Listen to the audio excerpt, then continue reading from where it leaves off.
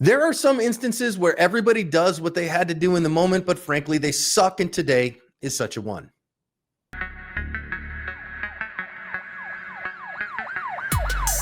Hi, everyone. Welcome to today's badge cam lesson here at Active Self-Protection. I'm your host, John Correa.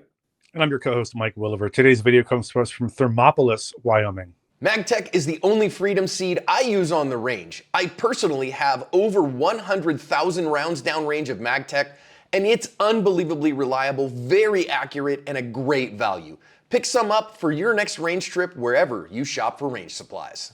Officers have responded here to a 911 call from a neighbor who sees this man who is in the black there and is chasing the cruiser at this point.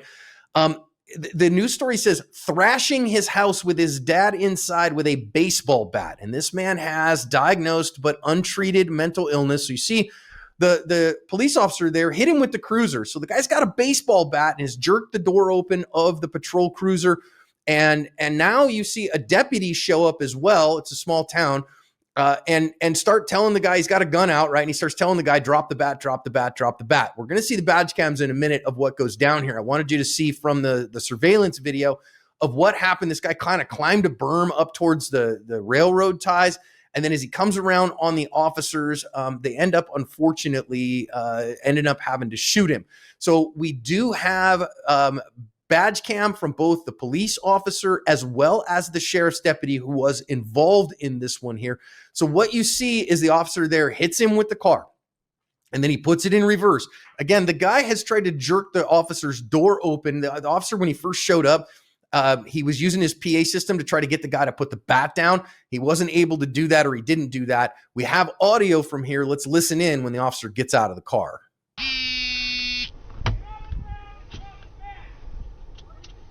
We need additional, please.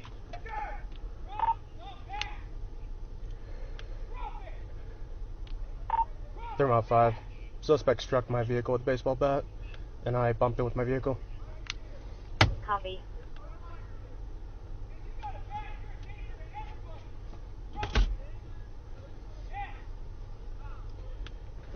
Hey, Max! Max! Hey, come here! Max, come here!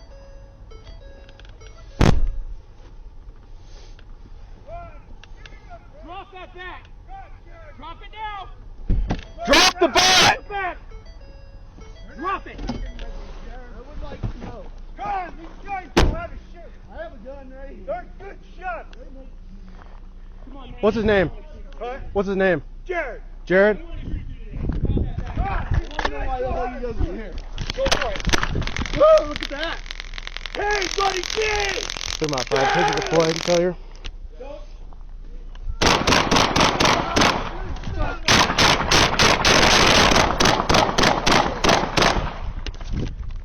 Thermo 5. Shots fired. Hey, don't worry. Watch him. Watch him. Keep going. Keep going on him. Step back. Get back. Why do you have to shoot somebody? He didn't even have a gun! Thermo 5. Both officers are up. Suspect's down.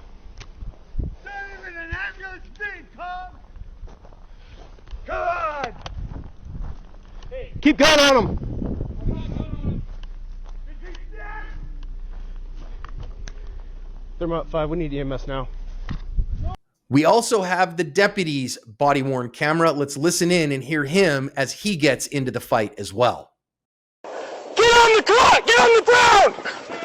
You shoot him, shoot! Get on the ground now! Don't make me shoot you! Get on the ground! Do it now! Don't do it, man! Drop the bat! Drop the bat! Do it! Drop it! Drop it! Drop the bat! Do it now! What? They're gonna shoot that! God, Jared! Get on the ground and drop the bat! Why are you here? We need additional, please. Jared! Drop the bat! Drop it!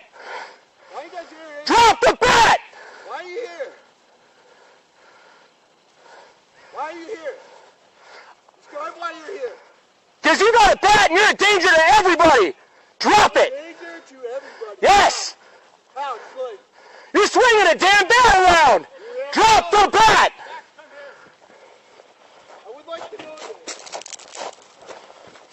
God, give him a break. Drop that bat! God, Jared. Drop it now! Drop the bat. Drop the bat! Drop it! I would like to know. Come on, these guys know how to shoot. I have a gun right here. There's a good shot. Right next to me. Come on, man, I do not want to shoot you today. Jared, I don't want to shoot you today. Drop that bat. I want to know why you're shoot. Go for it. What's that? Team, buddy, team! Team! Don't.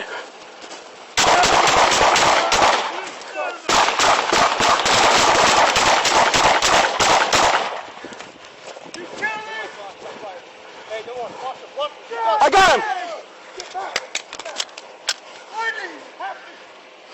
This man did not survive his injuries. He was shot multiple times. They took 20 shots at him and he did not survive that. In reading the news stories, I don't know that the family has filed a lawsuit or a civil suit on this one at all, but I do have a link from the prosecutor's office that says that these officers were deemed to be criminally justified in what they did here. And so no charges were filed against either one. And there is, again, a PDF linked in the description to the district attorney's office decision there not to file any charges. Hey, if you are watching this in the ASP Unlimited app, make sure that you join us every Wednesday night for our live video. We do a couple times a month. We do what we call Good Cop, Bad Cop, and we do some React Ripple. We also do our monthly online seminar. Make sure that you are joining for us for those every Wednesday night. That is exclusive content in the ASP Unlimited app. And if you're watching this on YouTube, maybe join us over there. Get rid of the censorship. We have some updates coming to the app, which should be pretty cool here. And it's a real value. I mean, Mike, super chaotic beginning here, but clearly the guy has tried to jerk the door open with a baseball bat from the police officer who is there to show up. And I really think this is every family's worst nightmare. As a dad who has had family members who have struggled with mental illness, diagnosed and treated, and still struggled mightily, this is like every parent's worst nightmare. And clearly, though, this guy is threatening this police officer with a bat and trying to get into his car. That's clearly a significant threat. And I really think that the police officer did a pretty good job here of trying to stay in his cruiser and get away from this guy. Yeah, so what does John mean by that exactly? The moment this officer gets out of that car and is faced with a guy with a baseball bat, he's in a deadly force situation. So I think what he's doing here is very commendable. He's trying something else, which we always talk about, giving yourself permission as a law enforcement officer to realize, you know, the standard way of doing things might not be the best way. Maybe I'll try something different. So what's he doing? He's in the car. He's staying away from the guy. He's bumping him with the push bumper or whatever. I'm shocked that didn't work, frankly. I figured at some point the guy would bonk his head or something would happen. He would dislodge the bat long enough to not need to employ deadly force. So good on him. He recognizes the minute I get out of this car and this guy starts running at me, I'm going to have to shoot him. That's my option. So trying something else is encouraged. I appreciate his effort. I do too. And I think, again, you know, as a police officer, your mission is to close with people who are lawbreakers, take them into custody. So you're going to have to close distance, get out of the car to do that. But I think him recognizing, hey, man, I'm going to get away a little bit, but then enter back in because he can't just leave this guy in the neighborhood. So I know some people are going to say, well, why was he hitting him with the car? I think the alternative is what ends up happening is you get out and you end up shooting the guy. And so I really think this officer is trying. Now he hit him pretty good because he bumped him the first time and he tried to just nudge him with the ram prow and get him to fall over and drop the bat. That didn't work. So now he hit him with a little bit of speed here. And that sure seems to me to be a better choice. And I'm okay with it. And again, I just want our officers, our deputies, and the general public to recognize, when would it be okay to hit somebody with your car? Well, if deadly force would have been authorized to protect your life, then the car is an okay thing to use. You don't want to use it other than that, though. Yeah, it doesn't appear to me to be egregious. This officer's not trying to kill this guy. I can tell what he's trying to do is to get him to stop doing what he's doing. Maybe wear him out a little bit, get him a little out of breath, chasing him around the parking lot, with a baseball bat. I think this hit is more significant than the previous one or previous ones. I'm not sure how many times he actually bumped him with the car, but he leaves his feet. And I got to say, I'm repeating myself, but I really felt like this would be it. He would bonk his head or the bat would be dislodged long enough for the officer to get out and handle business, but it just wasn't. So again, going back to what I said earlier, trying new things is great, but sometimes if those things aren't working, then it's time to consider plan C. And unfortunately, when the other deputy arrived, that's when plan C kind of went into action. Yeah, when the deputy shows up, it definitely rises the temperature, and that is, a pretty significant challenge that we do have to deal with. And this is one of those where, man, the guy is advancing on you with a baseball bat, and our officer is trying his best. We got plenty of other bystanders. I do think it's worth mentioning to the bystanders, man, get out of there, get away from there, because you just amp it up for the officers. Then they think about having to protect you in the moment too. That you think, oh, I'm going to be there so that the officers know they're being watched and try to help. Man, you ain't helping. You end up in the crossfire. You end up being somebody they're concerned about protecting in the moment. And so that ends up just being a real struggle. Now, I've reversed it here because I want to think about the deputy who shows up first. And I do understand why he comes out with a gun, because again, this guy has got a baseball bat and he is advancing multiple times, and that's what you're hearing come out over the radio. Now, if you were listening, this guy says, "Oh yeah, I'm standing right next to a gun," which is almost certainly the officer's window is down on his cruiser, and so the guy's looking at the rack where his patrol rifle is, and so wait a minute, I'm standing next to a gun. What are you gonna do about it, buddy? And I really love here in this moment that the deputy goes, yeah, but that gun is in a rack, and it's almost certainly, or it certainly should be, locked into that rack. So it's not a threat, and he doesn't shoot him. And so that does lead me to think here, Mike, that our deputy and our officer are trying their best. And even though I hate the outcome on this, I do see some good decisions from these guys. Yeah, agreed. I would say this about that. If you're in law enforcement and you have a long gun, and you should have at least one long gun in your patrol vehicle, and that includes motorcycles, by the way, I would encourage you to make sure, double check, make sure your shotgun, AR, pattern rifle, your carbine, whatever you have in there is locked and locked appropriately. I know some cops back in the day like to cheat the system a little bit by having it just slightly ajar so they can grab it out quickly. Look, it takes you a fraction of a moment to there's a super secret squirrel way to unlock those inside the police car that is obviously a trade secret. Those methods should take less than a second and a half. So I think leaving it unlocked could lead you to a bad position like this. Fortunately, I think this deputy knew, okay, this police officer's, his rifle or whatever he has, his shotgun, sure, it's right there. Sure, the window's down, but first of all, he doesn't reach for it, and second of all, even if he does, he's probably going to be unable to extract it from the locked rack that it's in. And if, God forbid, this officer hadn't had it locked, this deputy would have plenty of time to react if he saw that gun start to move. So I think the fact that he didn't take the bait here is commendable. And as John said, it goes to mindset. We're really trying to save this guy's life. We don't want to have to shoot him, so we're going to do everything we can to avoid that. Yeah, I really think that's important. So, again, we saw the officer try the taser. We're going to talk about the taser in a little while, okay? Now, we asked the question, in this moment, given the totality of the circumstances, was this deputy justified to shoot this man? Well, what we saw is he was just advancing on another officer. Our deputy moves in, then the guy turns on him and advances towards him with a baseball bat. If this is not a cop, and in this totality of circumstances, this is a private citizen, is he justified to shoot this guy? Given the totality of circumstances, I think the answer is yes. And so then that means the deputy is justified to do so as well. Do I wish he had been able to maybe curl around the car? Could there have been a better way to go about this? Well, maybe, but we don't ask for people to make perfect decisions under the threat of deadly harm, just reasonable ones.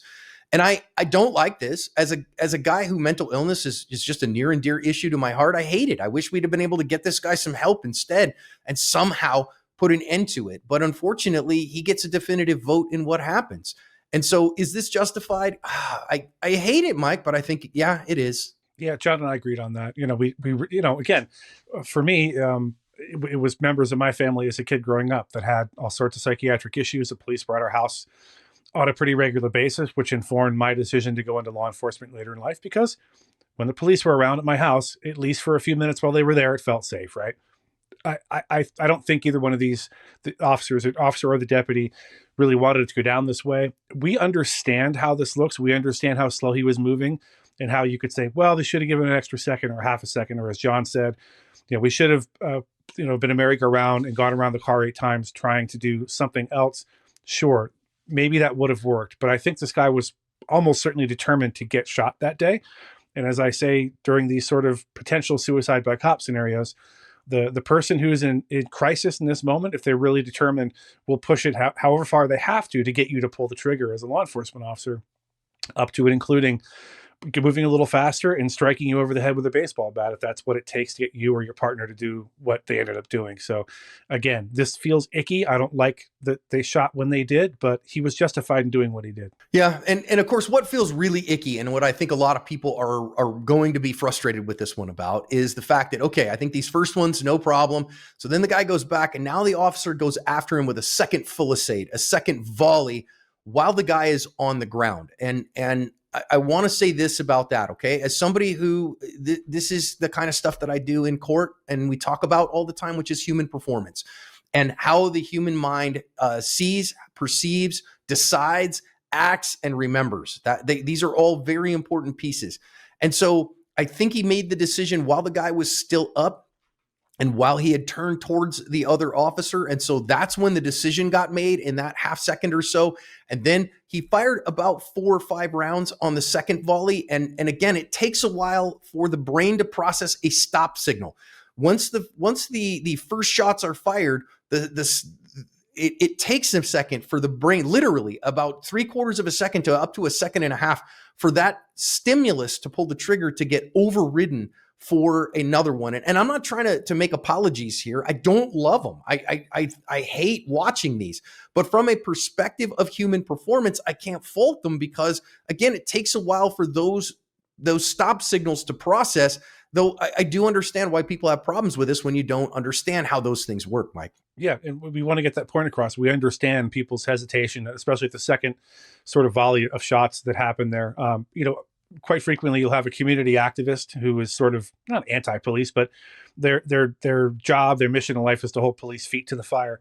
And you'll see these guys and gals go through a citizens academy where they're put in the position of a police officer, and they find themselves frequently, you can look these YouTube videos up if you want, they find themselves put in a shoot or don't shoot situation, and they shoot where if the police officer had shot when they did, they'd be fired and thrown in jail, because it's not as easy as it looks if you haven't done this job, if you haven't done this real life and in person. So the decision to stop shooting takes maybe longer than the decision to start shooting. I think as bad as these other shots may look, I think the officer stopped shooting the moment his brain told him it was time to stop shooting. And unfortunately, law enforcement means violence is something that you employ on a regular basis to get your job done. And it looks bad. It looks awful and icky and gross. And we get that. Yeah. And again, I haven't explained all the details on that. It would take a long time and make this video very long, but if you're interested in that stuff, go read Vickers' book on the quiet eye, go read Gary Klein's work on human decision-making, all the way back to Colonel Boyd. Okay. And the start-stop signals and how long those take. And we can bring that stuff in from sports performance. And they're really important issues and important stuff to explain. But again, I want to keep this video a reasonable time. I get it why people are like, well, John, those last 3 shots were really, really difficult to watch. They were difficult for me to watch, and I understand why they can happen. I don't love them, but again, based on what is he seeing and why, he's looking at his front sight. He's takes a while to make the stop signal happen. That was a pretty decent proactive reload there at the end. Now we're going to go back over to the primary officer here and talk about his actions in the moment too, because we have to analyze and look at each officer's actions individually. Okay. So it's not a collective effort. Each person must be justified in what they did. And of course, our officer gets out, sees this guy, decides, okay, I need to get out of my car now because I've got the deputy out there with me as well. And he is going to then produce his taser. And the over-reliance on the taser drives me nuts, because what we can see here, Mike, is that this guy is wearing a hoodie. He's wearing like a sweater and jeans.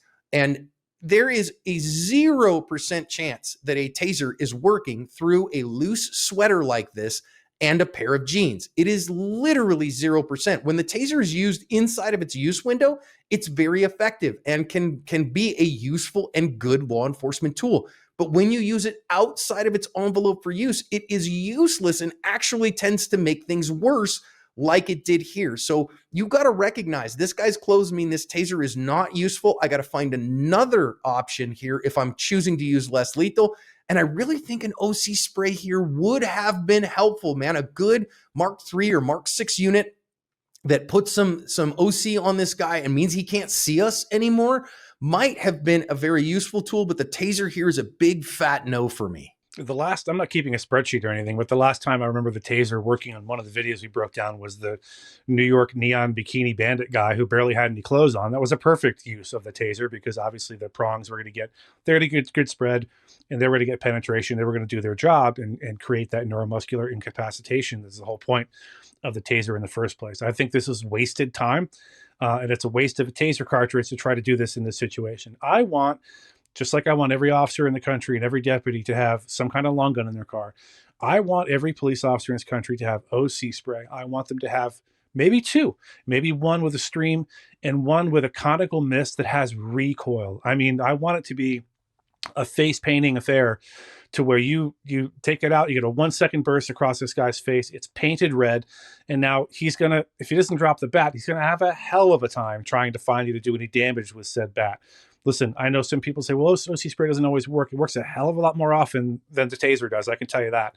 And there's no one who is completely unfazed by pepper spray. There's levels of the effect that it has on people. It has nothing to do with ethnicity. It has nothing to do with whether you eat spicy food or not. Those are all myths. I pepper sprayed hundreds of people in my job as an instructor, and I can tell you there's no telling who it's going to affect more or less. However, it affects everybody at least a little bit. And I think it would have been a much better choice. And again, I want pepper spray with recoil for this sort of situation to get this guy home safely, get him to get help that he needs instead of ending up getting shot. Yeah. And again, if the taser is what your department issues and nothing else, you got to know when it's useful to use. And you got to be able to articulate why you say this taser is not going to work in this particular instance. And it wouldn't work in this instance because of the clothes on the guy, okay? And that's why you got to take those circumstances into play. Now, let's think about our officer here. He's going to back away, and I absolutely love that he backed away. I like that he tried something less lethal here, that he's like, man, I'm going to try while I back up and keep away from this guy. Then he sees him advance on the deputy, and now, okay, I got to get rid of the taser. He does a good job of dropping the taser, and then he shoots as well. Now, again, this is one that I know people are going to be like, well, he just shot because his partner shot. I don't necessarily think so. You see him turned away, and it certainly could be perceived by our officer that the guy is turning towards him. He's up still. He's not, falling down at this point. He is turning away from the deputy, and this guy's been hit by a patrol cruiser multiple times.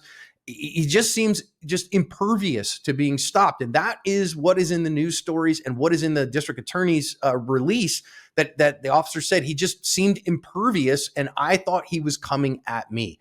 So I get it why he would actually fire here too. I want to say here that our training point, though, is that each person who fires their gun needs to have an articulable reason why they perceived a deadly threat in the moment. It can't be, well, my partner was firing, so I figured I needed to fire as well. What did you perceive? And it's based on what this officer perceived that he used deadly force, and I think that's important. I think that's a critical point, John. Thanks for bringing that up. Look, if you're out here watching this in training, understand one thing is certain.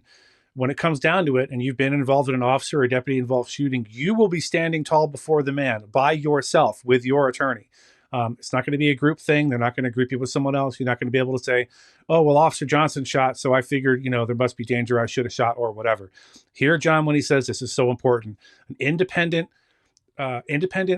verifiable threat of death or great bodily injury on your part. No one else can do that for you. You're going to be by yourself in that box down the road when the investigation starts. So you need to be able to articulate why you did what you did. And I think if you back it up a few frames, just prior to this, when this officer had his taser out, he did lunge at him at one point and backed off. So I think these guys have really tried to avoid this outcome up until this point. I still want to say I hate this. I hate everything about it. I get the optics on this one look terrible. And it's one of those at best that we call awful but lawful. And I hate awful but lawful. It's awful because of the whole circumstances and what went down here. And I wish it would have gone differently. And I wish we could have done it differently than this. But also, again, he gets to set the definitive vote. And I will say here that our officer did stop when he went down. You see, again, as the guy goes down, the officer has to process that visually, has to actually perceive that happened, send a stop signal to his brain. And in that time, about 3 more shots broke at his quarter-second splits. That's the way it went down. I hate this one. I hate it. I wish this man hadn't died. I can't fault these officers for what they did. And I don't even think I've seen a civil suit filed here, even though it was just over a year ago from when we are making this video. And if there was going to be a civil suit, it would have been filed by now, or at least the intention to sue would have been declared to the city by now. I think that they recognize this sucks, and I hate everything about it. And I think as a nation, it's worth our discussion. Are we willing to invest more in our mental health care system and in taking care of people and helping them get the help that they need so that we avoid problems like this? But when we send the lowest rung on the ladder, the police who cannot walk away from this, who cannot back away from it, and when we involve violence like that, we send people who are capable and bring the all force options to the table with them, including the use of deadly force. And so we are the ones who bear the consequences of that. I really think it's worth the discussion about our investment in our mental health system in America and in doing better. I hate it. I hate what happened here, but I cannot say that these officers did not do a good job and did not do what they had to do in the moment. So unfortunately, they had to cover their ass.